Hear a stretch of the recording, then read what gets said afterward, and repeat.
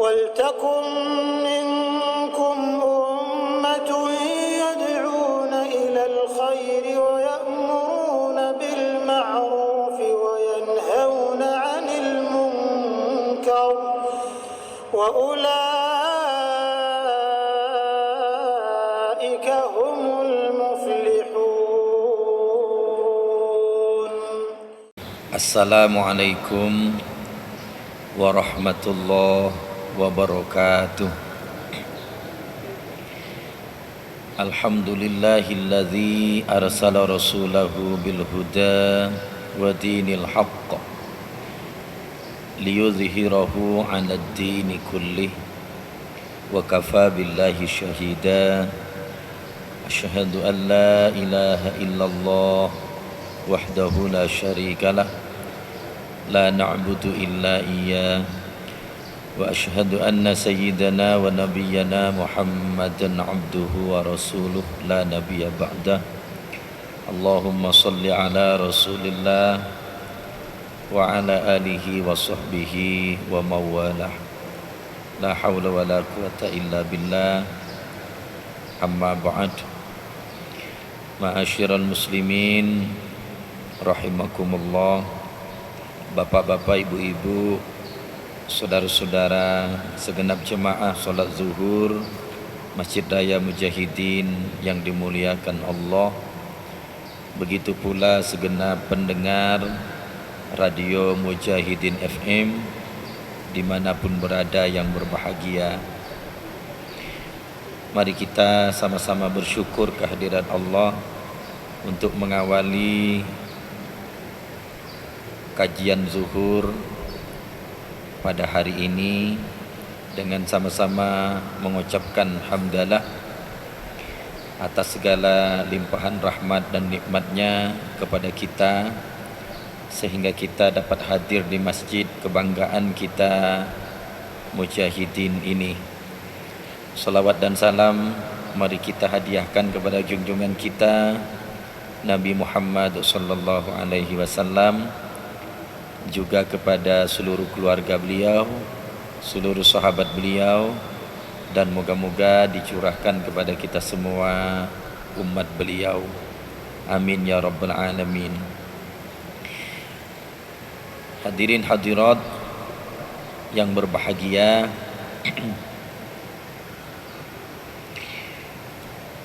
pada kesempatan kajian zuhur yang singkat ini, izinkan saya menyampaikan sebuah wasiat seorang ulama yang bernama Syekh Abdul Aziz bin Baz. Ini seorang ulama kenamaan Timur Tengah, memberikan wasiat kepada kita kaum muslimin dan muslimat dimanapun berada.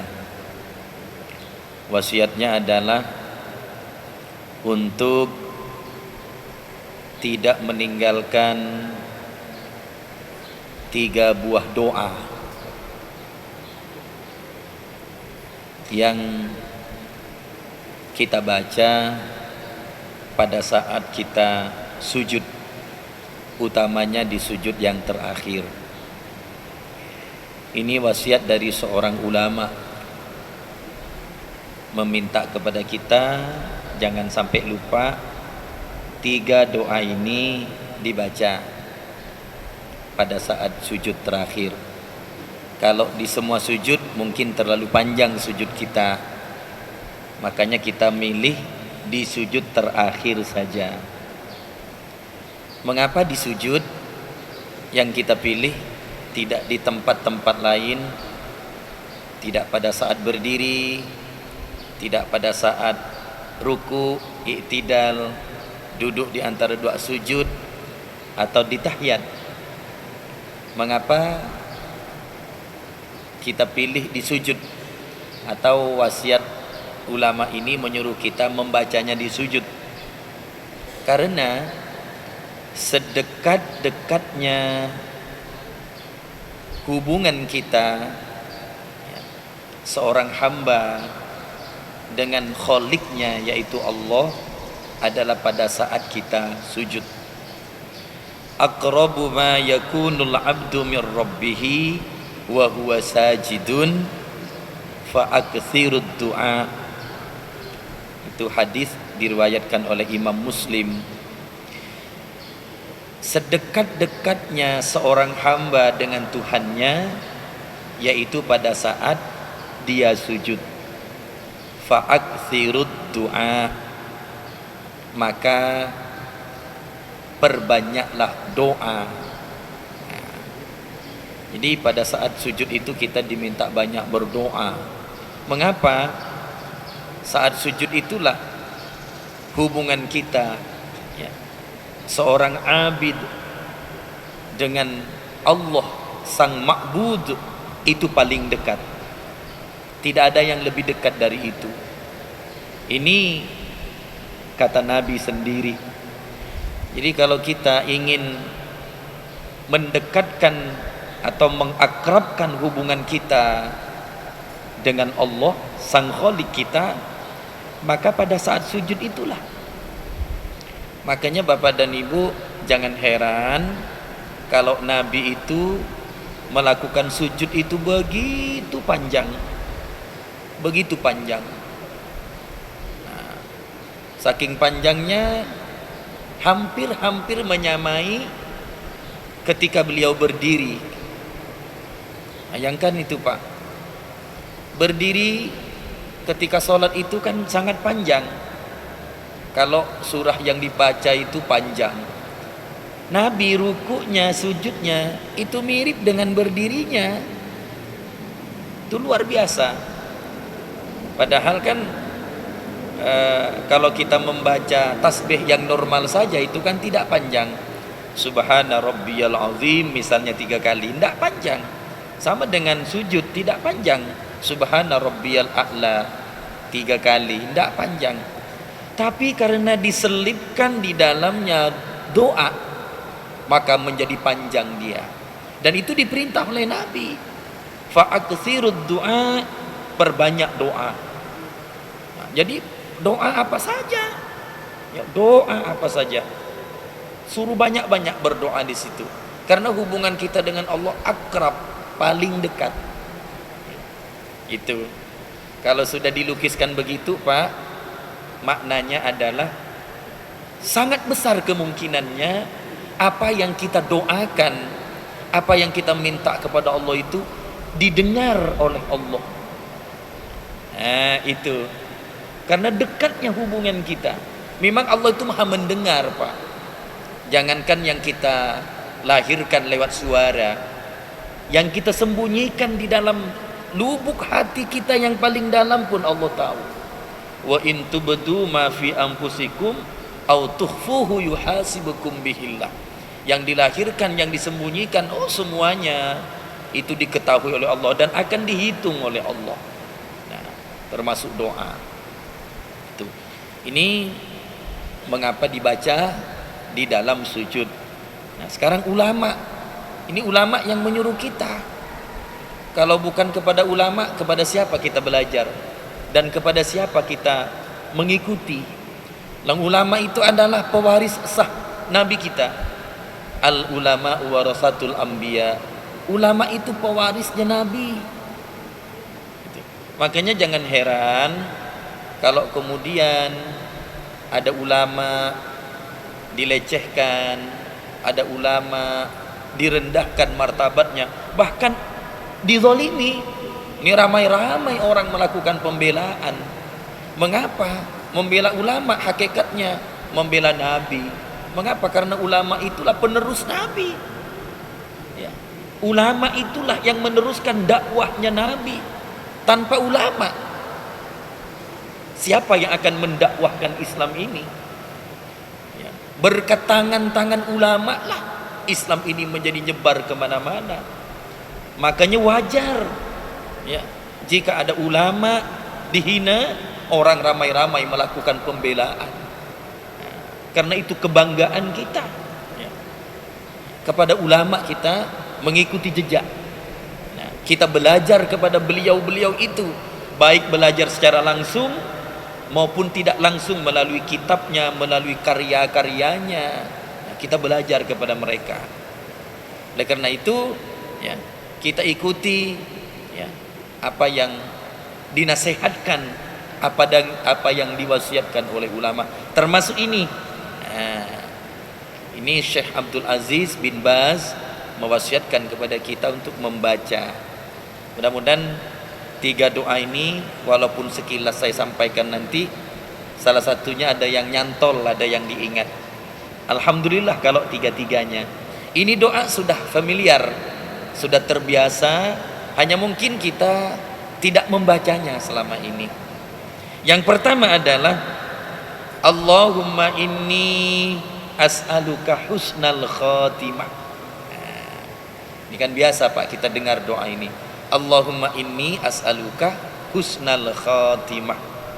Ya Allah, aku mohon kepadamu atau aku minta kepadamu husnul khatimah, baik penghabisan. Kita kan berlindung kepada Allah Pak min su'il khatimah, dari jelek penghabisan.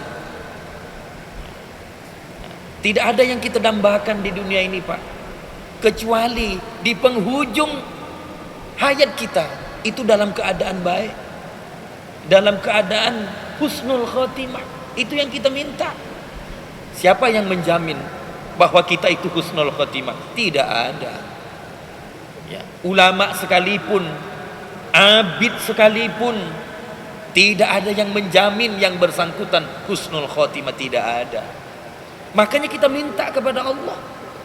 Jangan lalu mentang-mentang kita selama ini merasa sudah takwa, merasa sudah begitu taat, merasa sudah menjalankan semua perintah agama, sudah memastikan diri kita husnul khotimah. Tidak bisa.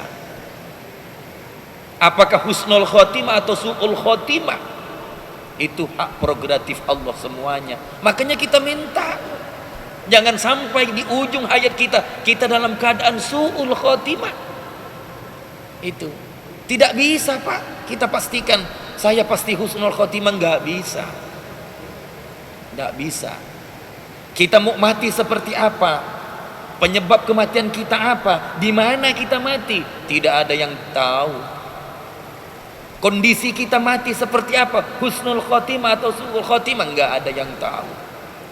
Makanya wajar kita minta Allahumma inni as'aluka husnal khotimah. Ini mudah-mudahan bisa diingat. Allahumma inni as'aluka husnal khotimah. Satu.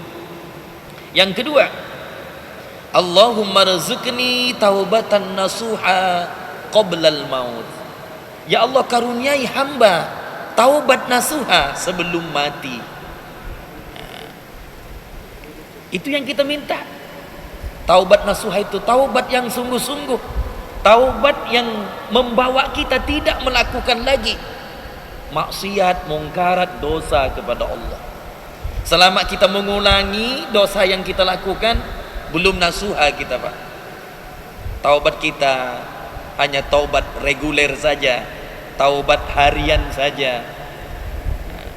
Yang kita minta adalah taubat nasuha, taubat yang betul-betul tidak lagi membawa diri kita masuk kepada lembah dosa. Itu taubat nasuha. Itu yang kita minta sebelum mati. Sebelum mati. Jadi sebelum maut menjemput kita, kita sudah berada dalam kondisi taubatan nasuha. Makanya harus diminta ini.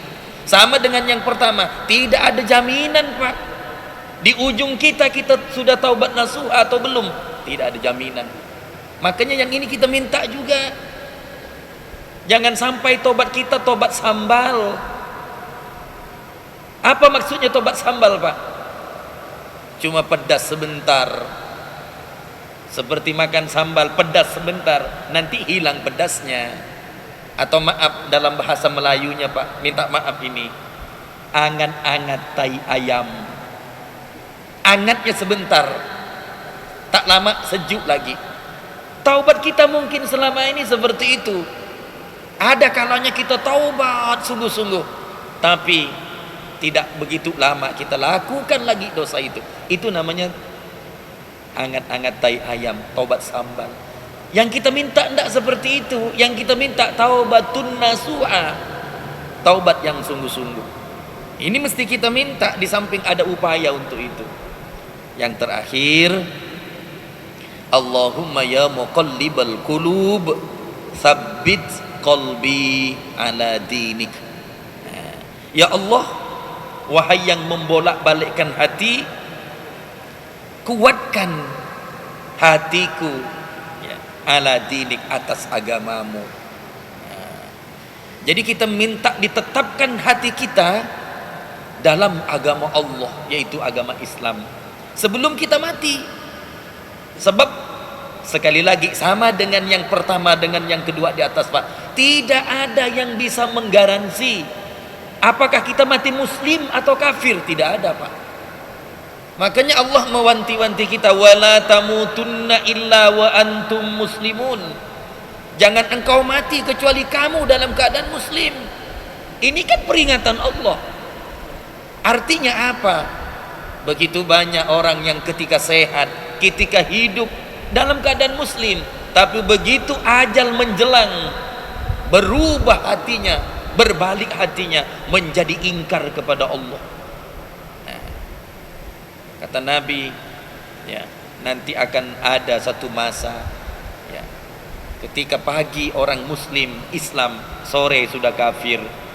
Ketika sore muslim, pagi dia kafir. Begitu fluktuatif, begitu mudah berubah, karena hati ini memang mudah berubah. Makanya kita minta, ya muqallibal qulub, wahai yang membolak-balikkan hati, sabbit qalbi, tetapkan, kuatkan hatiku ala dinik, atas agamamu. Ini yang kita minta ya. Di akhir hayat kita tetap membawa Islam, membawa iman. Ini 3 doa yang sangat penting, Pak, untuk kita amalkan ya. Kalau tak sempat dibaca ketika kita sujud, bacalah dimanapun kita ada kesempatan ya. Allahumma inni as'aluka husnal khatimah. 1, Allahumma rzuqni taubatan nasuha qoblal maut. 2, dan yang terakhir, Allahumma ya muqallibal qulub tsabbit qalbi ala dinik. Mudah-mudahan bisa dihafal semua. Kalau tidak ketiga-tiganya, mudah-mudahan salah satunya. Dan supaya tidak hilang ya, langsung amalkan. Itu caranya ya. Ilmu tidak bakal hilang ketika kita memakainya dalam kehidupan sehari-hari dengan cara mengamalkannya. Demikian, mudah-mudahan berfaedah bagi kita. Mudah-mudahan pahala yang kita baca doa ini disampaikan kepada ulama yang memberikan tausiah kepada kita untuk mengamalkan doa ini, yaitu Syekh Abdul Aziz bin Baz. Terima kasih atas segala perhatiannya. Mohon maaf andai kata ada hal-hal yang tidak berkenan. Billahi taufiq wal hidayah. Wassalamualaikum warahmatullahi wabarakatuh.